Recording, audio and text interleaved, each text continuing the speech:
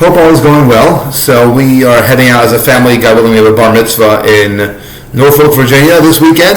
So we are going to head out tomorrow morning and be traveling all Thursday, heading to Virginia from here. So it's a tough time to say for sure that I'll be able to get on the Zoom tomorrow night and do a little study time and some Torah time together. So just wanted to share just a quick idea.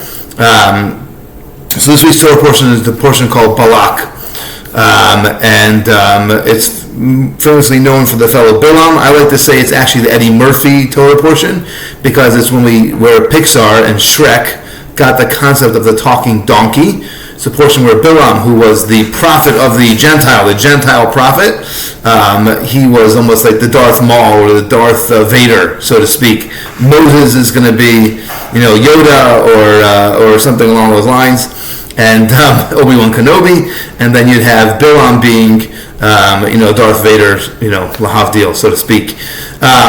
And he is given the mission to go and curse the Jewish people.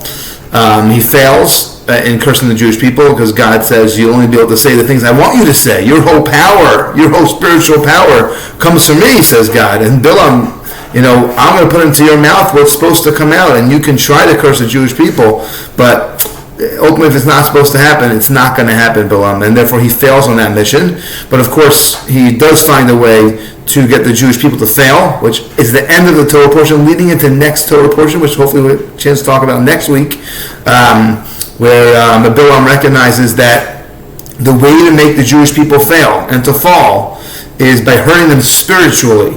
This fellow Balak, who was a king, right, who recognized, he said, oh my God, this Jewish nation is kind of ripping its way through the desert over here on their way to Israel, and they're going to come to my country, and they're going to want to enter, and what am I going to do? I got to beat these guys at war, but I see that it doesn't work to fight the Jewish people in the classic warfare stance, the regular military stance. This doesn't work for those Jewish people. He recognizes that in order to combat the Jewish people, it's not just about a military front. It's also about that spiritual front. Unless you take down those Jewish people from a spiritual standpoint, you will not beat them, which we saw over the course of Jewish history. Over the idea of the book burnings, the Torah scroll burnings, making that Jews are not allowed to study Torah and do the mitzvot. Haman, in the Purim story, he recognized, I got to get the Jews to sin. Unless the Jews sin, I will not be able to destroy them. The whole story of Hanukkah and the Hellenists, that was about the Greeks recognized. I need to take away the Torah from the Jewish people. I can't let them do mitzvahs because the power, one of the main strengths of the Jewish people comes from our spiritual connection with God. So Bilaam and Balak recognize this. As opposed to other countries of that era, they recognize we got to attack the Jewish people from a war front, but more importantly, we must attack them if we're going to win from a spiritual front. We must ruin their connection with God. We must shake them and cause them to sin, and then we'll fail. In fact, over the course of Jewish history, way back in the day, when the Jewish nation would go into a war, they actually would fast, which is like boggles the mind. You're going to go fight a war, and you're going to fast when you go to that war. They used to wear their tefillin when they went to war. Tefillin was a sign of was when they war, and the enemies would see the tefillin on their head, and they'd be, oh my God, look at these guys! They got God on their side. We will not be able to beat them. And I think this is very interesting. What's going on in the world right now? The recognition of the fact that there needs to be some aspect of spiritual component for the Jewish people to survive and to accomplish amazing things, or to win in the battle. So many stories that have taken place since October 7th of the spiritual aspects of the battle, that recognition of the davening before we go into battle. So much so, I still get beeps on my phone every day because Israel, the IDF, and the army, the soldiers there, they said, one second, while the rest of the world is sleeping, it's very often that we do our most dangerous missions at really wacko nighttime or early hours of on the time zone, the Israel time zone, is when they're doing some of these really hardcore missions. And they said, one second, so much of our strength comes from the Jewish people around the world praying for us. We're going to go do these unbelievable missions really dangerous missions, and we don't have our strength of the Jewish people's prayers behind us? We got to fix this. So there's actually a chat that I'm on that turns on every day. When it gets closer to nighttime in Israel, it turns on here. And it goes through the entire night of Israel when they do a lot of these top secret missions. And we people sign up to say psalms, to say prayers, to daven, and to learn Torah on behalf of the IDF, on behalf of the soldiers that are on those missions. Because of that recognition that in order for us to win, it's not just the military front. It's not just the amazing tactics and wisdom and intelligence of the IDF. We must have the spiritual intelligence, the spiritual power and energy of our prayers, of our mitzvot, of our Torah study. We need to have that to succeed. And if we don't have it, we're in big trouble. One more amazing thing from the Torah portion that will hopefully connect it to the holiday, the fast day that comes up next week. They're about to enter into this very important era of the Jewish people, calendar-wise, that we need to talk about for a minute also. So, one amazing thing about this episode of Bilaam and Balak, you should read the Torah portion to see what's going on with it, is this whole Torah portion takes place unbeknownst to the Jewish people. They don't know that there's somebody up on the mountain that's trying to curse them and kill them. It wasn't like a battle of army that came in to attack them. Bilaam is standing over this mountain, looking into the valley where the Jewish people are encamped, and he's trying to curse them from there. The Jewish people don't even know about this yet. They find out about it later. This is so important for our lives, and the stories you can look up online and hear online about how many amazing miracles took place to the Jewish people and the soldiers since October 7th, and amazing things in our lives on a regular basis. There are miracles that take place, near misses. We had no clue that horrible things could have happened to us, but they missed us by this much. We didn't even know about it. We just kept on driving.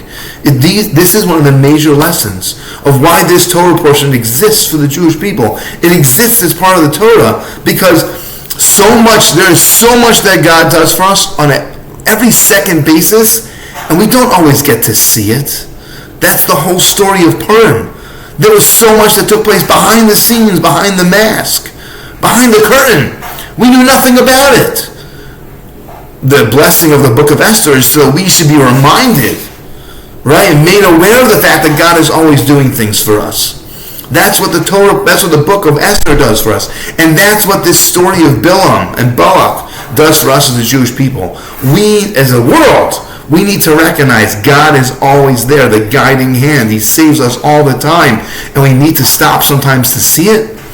And when we're not seeing it, it means we need to stop and reflect and appreciate all the awesomeness that God provides for us. On that same note, next week, on Tuesday, is what we call the Shiva Asar B'Tammuz, the 17th of Tammuz, of the Hebrew month of Tammuz. It's a full day, long day fast. It's not like Yom Kippur or Tisha B'Av. It does not start at night, but it starts at 4 o'clock in the morning, and it goes all the way till 9 o'clock at night. So it's a long, hard fast, especially during the summer. And you should I'll send an article or two out about it, but it really is the beginning of the fall of the Jewish people in Temple era.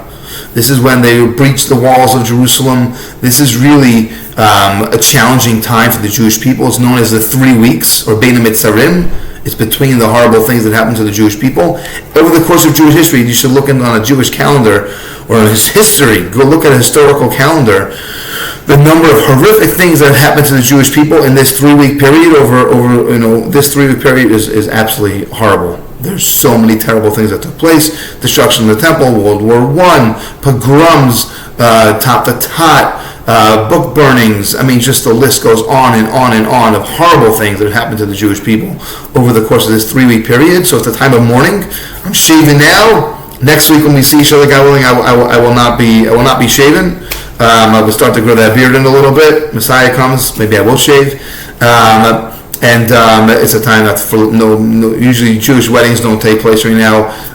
We're going to slowly build up this levels of mourning until we get to the 9 days, which is the 9 days that leads up to Tisha B'Av, and then the week that Tisha B'Av itself falls in is a very high level of mourning, just like you have in the Shiva process. The first 7 days are very intense, and the first 30 days have a different significance, and then the course of the year. So we have that same thing. And the main idea with that is something that the Jewish people in the world itself is dealing with.